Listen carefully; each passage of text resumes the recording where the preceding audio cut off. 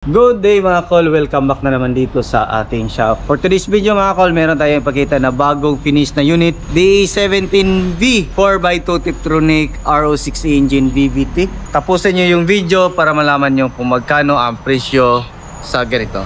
So check natin.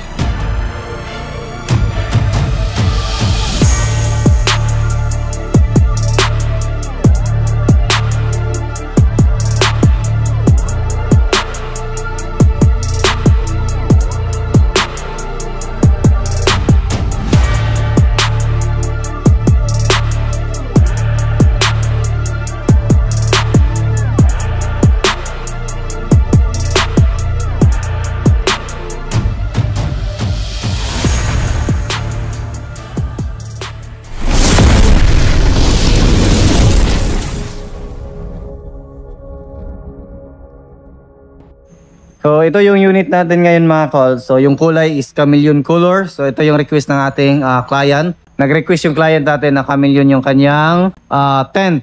So makita natin. So original headlight, H4 halogen, signal light, park light. Then makita natin black dito na side, steel bumper, complete LTO registered, direct na sa ating customer. So makita din natin dito naka-auto fold and retractable side mirror. Then dito naka brand new mags and brand new tire. Disc brake yung harap, fully undercoat yung unit natin. Stock or height, yan yung stock height ng ating mga D17V. Makita din natin dito, kinulay natin ng black dyan para magmukhang buong salamin. Tapos naglagay tayo ng gutter tight top load carrier. Then basta mga D17V, manual sliding. Walang power slide. So napaganda ng kulay, chameleon color.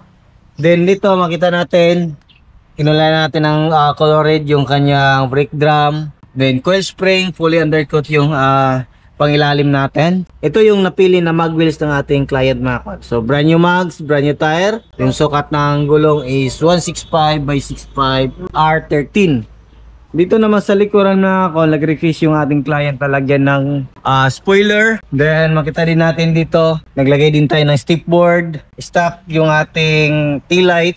Naglagay tayo ng plate holder para hindi ma-bend yung plaka natin. Tapos yan, dashcam camera. Di yung sa stereo natin na camera. So ito, meron tayong susian dito. Kompleto tayo sa wiper. Dito naman sa loob ako, makita natin meron siyang dalawang upuan dito sa pinakadulo. At the same time, pwede natin gawing storage box. Ayan. Tapos, yun. Dito, naka brand new matting. Naka VIP concept yung ceiling natin. Based sa request ng ating client. So, ayun. So, yan yung setup dito. Kita nyo. Yun. So, yung kaganahan nito mga call, kasi napakalawak, pwede natin iwan itong dalawang upuan kung kailangan natin ng malaking space sa ating sasakyan. Yun, dito tayo sa loob. Manual sliding. Yun. Tapos makita natin dito yung ating upuan. Actually mga call, street seat to, pero nag-request yung ating client na lagyan ng mga headrest. So pakita natin, ito yung headrest na nilagay natin mga call. Movable. Pwede natin tanggalin kung kailangan natin i-fold itong mismong upuan dito para makabuo or makagawa ng malaking space. So halimbawa tulad nito, tatanggalin natin to. Ayan. Tanggalin natin to, tatlong headrest. Ayan. Clamp type. Ayan, ganun lang. Tapos doon lock. Kung kailangan natin ng space, hilahin natin to. Then ayan. Then next step, hilahin natin dito sa gitna. Tapos yan. So, yan yung magawa sa ating minivan. So, ang nangyayari, itong upuan na galing dito, natupi natin dito. So, yan yung kagandahan sa mga street set kasi baka buo na malaking space. So, yung kagandahan nito mga call, hindi lang pampamilya yung ating minivan, pwede din natin gamitin sa pangnegosyo. At saka kung mahilig tayo sa camping, pwede natin to gamitin mga call. Maglagay din tayo ng kumot dito, tapos unan. So, solve na yung ating tulugan. Yan. Yan. So, ganun lang. Kadali. Tapos, itong mga headrest, lagay natin dito. Lamp lang. Then, itong isa sa gitna. Then, yung isa is dito sa gilid. So, yan yung mga gawa. Tapos, yan, VIP. Tapos, nag-request yung ating client ng extra mini pan para mas mapadali yung tapon ng lamig galing sa harap papunta dito sa pinakadulo. Naka-brand new matting tayo. Then, yan, stock lang dito. Then, ito, lagyan pa natin ng jack at saka tie range. Yan. So, meron siya mga extra lagayan. Tapos, dito sa harap, meron tayong bottle holder. Meron tayong extra lagayan dito. Main power window. Ayan, power window harap. Then auto fold sa ating side mirror. O natin yung susi natin. Auto fold. Ayan, goods. Function. Power window natin, left and right function. Tapos, yung mga mirror natin. Ayan. Function yan. Ito yung adjuster. Ilagay natin sa right side. Yan. So, function lahat ng mirror natin. Dito naman, makita natin, naglagay tayo ng digital temperature gauge. Yan. Dito, cup holder, air vent sa 2, 3, 4. Then, meron din extra cup holder dito or bottle holder. Then, meron din dyan sa ating door side sa ating passenger. So, ito, glove box, goods. Tapos dito, yung ating shifter. So, yung unit natin is Tektronic. So, pwede natin gamitin manual mode or automatic mode. Pero kadalasan nito is naka-automatic mode. Then, fully aircon yung ating sasakyan. Makita natin dito yung kanyang aircon switch. Ito yung aircon switch, blower switch. Yan. So, yan yung nandyan. Meron tayong extra lagayan dito. So, naka 7 inches touchscreen stereo with reverse camera. Naka-dashcam. Then yung kagandahan nito is meron siyang malaking lagayan dito sa itaas. Yan. Marami tayong pwede ilagay dito. Mga papeles, yan, payong. Yan, kung kailangan nyo ng payong para magmukhang VIP yung inyong sasakyan. Pwede natin lagay dito. Diba? Check natin yung makina. So, start natin. Yan, naka-under na. Cold start.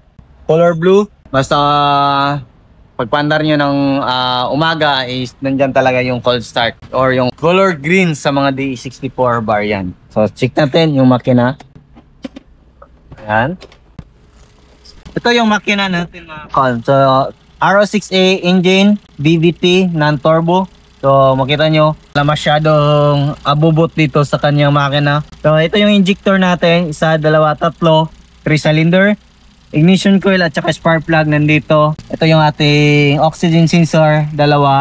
Temperature sender. Tapos camshaft sensor nandito. Then PCB bulb, DVT solenoid. Dito tayo maglagay ng ating engine oil. Yung gamit pala natin na engine oil mga kol is yung ating Prime Lube lubricants made in Singapore. So yung kaganda nito is gumawa yung Prime Lube na swak sa Wheeler sa Pilipinas. So yan yung ating fully synthetic na 5W30 na Prime Lube Singapore. Silipin natin sa kabilang side. Kung ano yung makita natin. Yan. Napakaganda ng kulay. Chameleon color mga kol. Ito naman. Ito yung opener. Then dito yung gas tank opener. Dito mga kol makita natin yung ating alternator. Throttle body, full electronic, yung ating engine oil, dito tayo mag-check, yung ating fully synthetic na Prime Lube, bagong-bago. Tapos aircon compressor, EGS oil, dito tayo mag-check. Yung ating main fuse box, air filter housing, ECU nandito. Pakita natin, yan yung ating accelerator pedal, brake pedal. So yung accelerator natin mga konis, wala ng cable, full electronic. Kaya napakatipid sa ganitong minivan kasi accurate yung mga binabato na information ng ating pedal papunta sa ating ECU. Then si ECU naman ay magko-command kung gaano kalaki yung open sa ating throttle body. So dito tayo sa harap.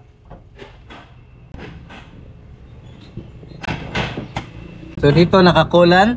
Then makita natin yung ating radiator at saka air condenser nandito. Then yung ating windshield washer reservoir.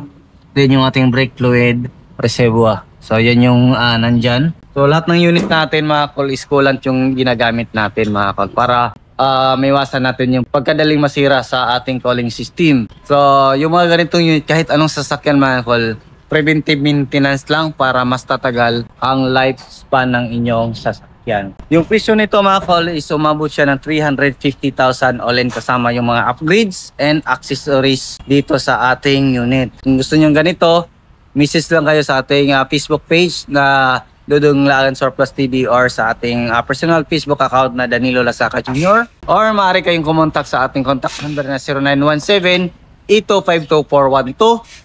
Kung hindi nakakaalam mga call is nag-accept din tayo ng repair and maintenance dito sa shop natin. Pwede kayong bumisita sa ating shop sa Puroktoy, Barangay Santo Niño, Carmen, Davao del Norte. Kung makita nyo nyo dyan, yan yung mga walk-in na nagpagawa sa atin dito. Heavy PMS, lift up, engine overhauling, upgrade sa inyong unit. Kung kailangan nyo ng rooftop tent, owning. So, pang overland setup, pwede dito sa atin mga ka.